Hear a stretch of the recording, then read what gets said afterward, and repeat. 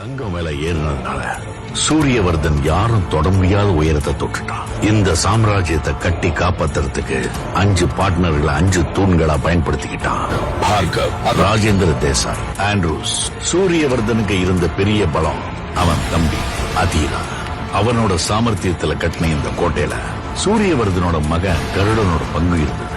இவங்க 2 பேர் இருந்ததால KGF யாராலும் நெருங்க கூட முடியல.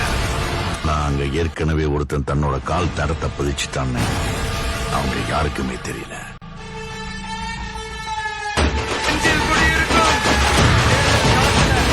Powerful people come from powerful places. Andrews எப்போ பாம்பே ராக்கிக்கு அந்த சமுத்திரம் கூட சின்ன குளம் மாதிரி ஆயிடுச்சு.